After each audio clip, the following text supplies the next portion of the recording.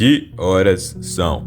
Talvez você me responda que são 15 horas, se você estiver me assistindo de tarde, ou 2 horas, se for de madrugada para você. Mas, olha novamente. Você tem certeza? E se eu te falasse que a resposta depende de onde você está? Bom, a verdade é que o tempo é algo tão complexo quanto simples números digitais. E eu não estaria exagerando em dizer que o tempo não pode ser contado. Hoje eu vou revelar a você o quão distorsivo e estranho é o tempo e tentar te mostrar que horas são.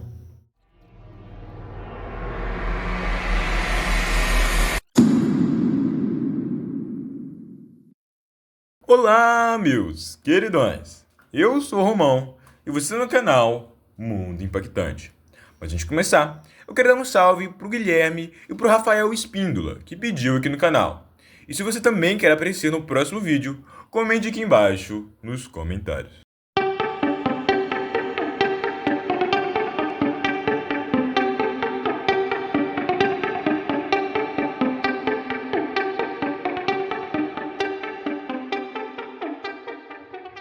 Se eu te perguntasse o que o relógio mede, o que você ia me responder? Segundos, certo? Mas agora me diga, o que um segundo mede?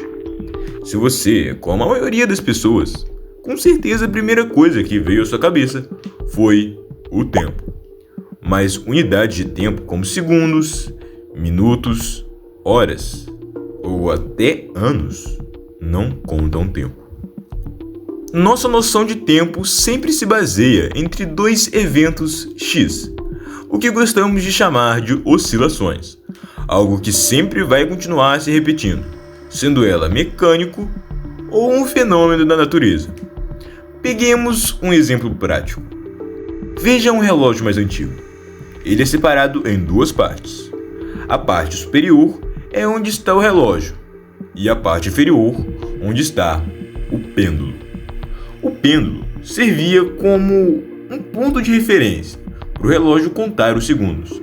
A cada batida do pêndulo, ou tique se você preferir, era interpretado como um segundo.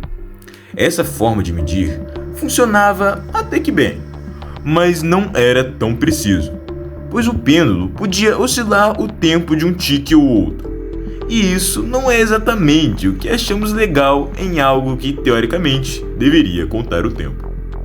Para resolver esse problema, foram criados os relógios mais precisos do mundo, que ao invés de usar engrenagens ou máquinas enormes, que eu sei que era o que você estava pensando, nós demos um crédito para a natureza e decidimos usar um fator atômico, o que é o que dá o nome deles de relógios atômicos.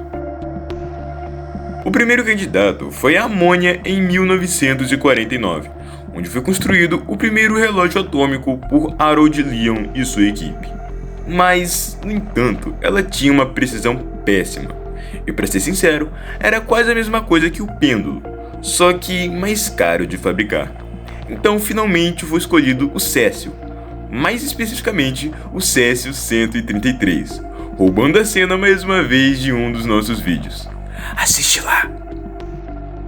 E eu digo, finalmente, porque entre a amônia e o césio tinha uma lista enorme de outras substâncias para o relógio atômico. Até o hidrogênio estava nela. Então, foi mal, galera. Mas enfim, os cientistas observaram o átomo vibrar de uma forma extremamente precisa quando recebe energia.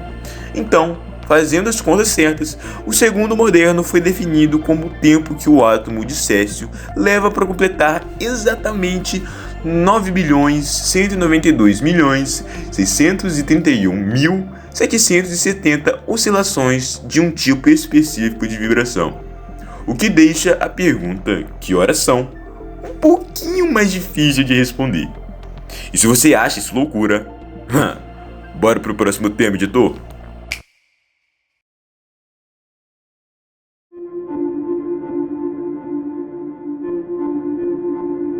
Há um tempinho atrás, os cientistas acreditavam que o tempo era absoluto, ou seja, que um segundo seria um segundo em qualquer lugar do universo. Mas no começo do século XX, um físico mudou completamente essa ideia popular. Esse físico foi Albert Einstein, com a criação da teoria da relatividade, que, aliás, eu já comentei sobre ela aqui no canal. Einstein mostrou algo que nós já sabíamos, de um outro ponto de vista completamente diferente. O tempo pode passar em velocidades diferentes dependendo de onde você está. Isso significa que dois relógios mais precisos do mundo podem marcar tempos diferentes se estiverem em condições diferentes. Não porque estão quebrados, mas porque o tempo em si está passando de forma diferente para cada um. E existem dois fatores principais que podem alterar o ritmo do tempo: velocidade e gravidade.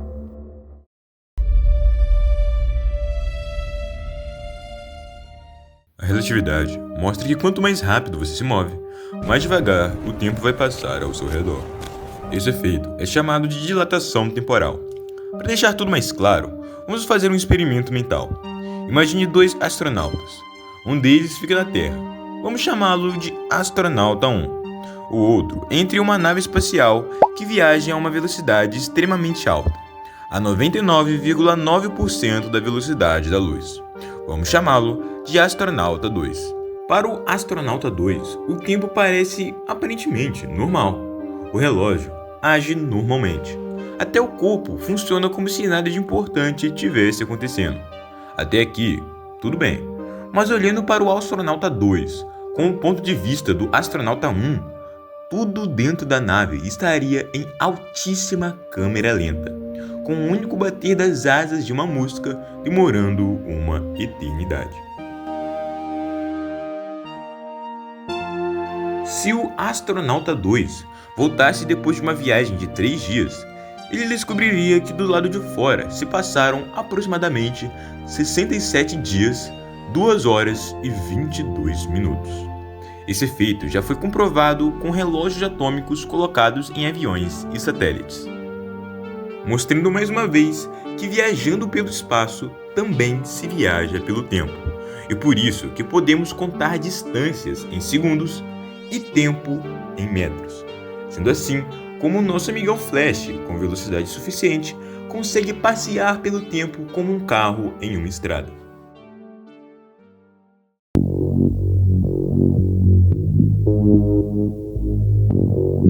Se olharmos pela ótica de Einstein, podemos afirmar que a gravidade não é apenas uma força de atração.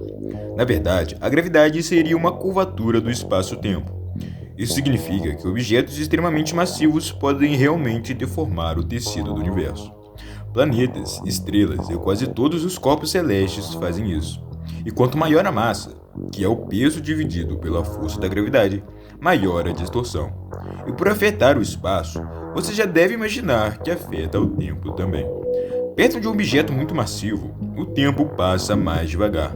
Na superfície da Terra, por exemplo, o tempo passa um pouquinho mais devagar do que no espaço, porque estamos dentro do campo gravitacional do planeta. A diferença é pequena, mas que realmente existe. E sistemas como o GPS, Sistema de Posicionamento Global, precisam corrigir essa diferença o tempo todo. Caso contrário, os erros de tempo fariam o sistema de navegação errar quilômetros da posição. E você já deve imaginar aonde eu quero chegar.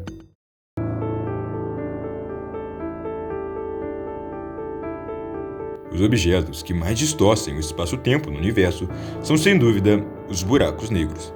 A gravidade deles é tão intensa que a própria estrutura do espaço e do tempo ficam extremamente deformada.